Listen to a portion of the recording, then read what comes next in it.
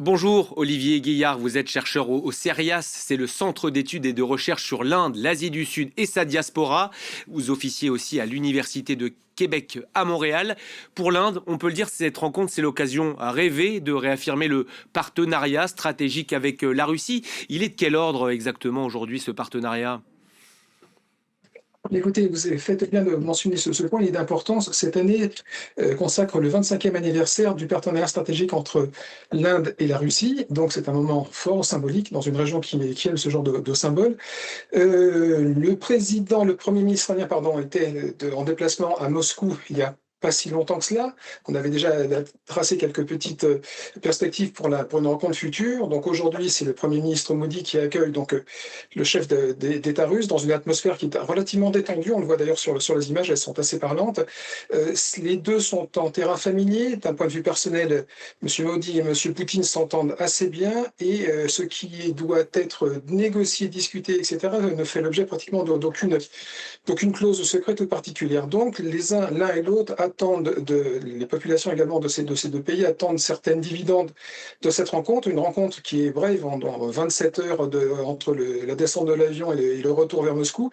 Ça sera certainement suffisant pour M. Poutine, qui a quelques messages aussi à faire passer, et également pour M. Modi auprès de sa population, pour rappeler que l'Inde est un géant en devenir, mais déjà un géant géopolitique ou en tous les cas régionalement, et que ce n'est pas un géant qui se laisse dicter sa conduite par n'importe quelle capitale occidentale, fût-elle d'outre-Atlantique. Malgré justement ces pressions occidentales et notamment celle de Donald Trump, on l'a compris, Moscou reste à ce jour le principal fournisseur d'armement de l'Inde. Cette tendance, elle ne va faire que se confirmer. C'est du gagnant-gagnant pour les deux pays ? C'est très probable, en tous les cas, même si on observe depuis une petite vingtaine d'années un effort de diversification de l'industrie de défense, en tout cas des besoins de la défense indienne vers d'autres prestataires, notamment donc la France, mais pas seulement. Le fournisseur russe reste déterminant, probablement aujourd'hui entre les deux tiers de tous ceux qui volent, qui flottent ou qui décollent à grande vitesse est originaire des usines russes.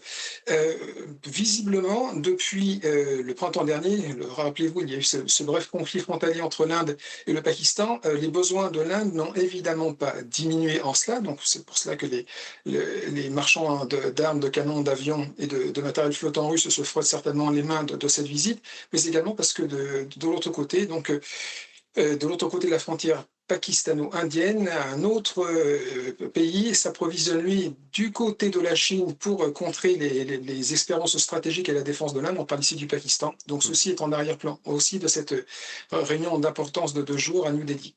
Alors on l'a dit tout à l'heure, les États-Unis de Donald Trump essaient depuis plusieurs mois d'éloigner le plus possible New Delhi de Moscou.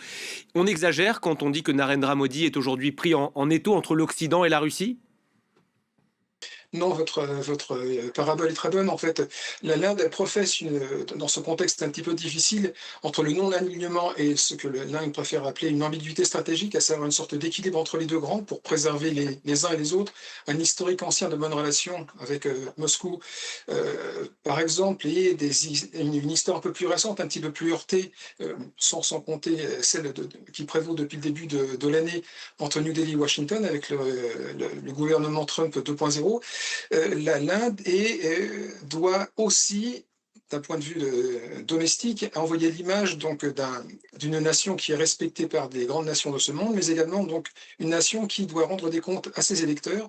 Et M. Modi, qui lui, à la différence de M. Poutine, est dans une véritable démocratie où on rend des comptes aux personnes inscrites sur les listes électorales, M. Modi doit montrer qu'il est capable de discuter avec tout le monde au profit de la nation, de ce géant économique, aujourd'hui quatrième ou cinquième économie mondiale, avec de grandes espérances pour demain. C'est un des enjeux, notamment de cette rencontre, qui doit normalement se dérouler sans trop d'anicroche, d'un point de vue domestique comme d'un point de vue régional entre ces deux pays. New Delhi qui reste un partenaire de Moscou aussi dans l'ébauche de ce nouvel ordre mondial post-occidental accéléré par la guerre en Ukraine. C'est un exercice d'équilibriste auquel se livre aujourd'hui le Premier ministre indien.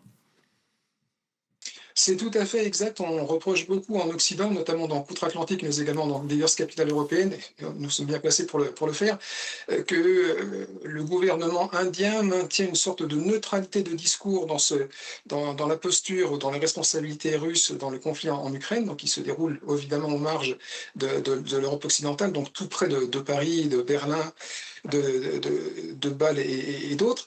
On souhaiterait que l'Inde, selon la lecture occidentale, se montre un petit peu plus à l'écoute des besoins et des préoccupations de l'Europe occidentale, en pressant peut-être, dans une certaine mesure, ce n'est jamais facile lorsqu'on doit presser le Kremlin d'une manière ou d'une autre, pour qu'il y ait un petit peu plus d'équité stratégique ou d'équité politique dans les avancées futures ou actuelles sur ce terrible et pénible dossier de l'invasion russe en Ukraine. C'est beaucoup attendre de M. Modi qui a peu, entre guillemets, de levier pour contraindre d'une manière ou d'une autre M. Poutine à voir sa feuille de route différemment, bien entendu.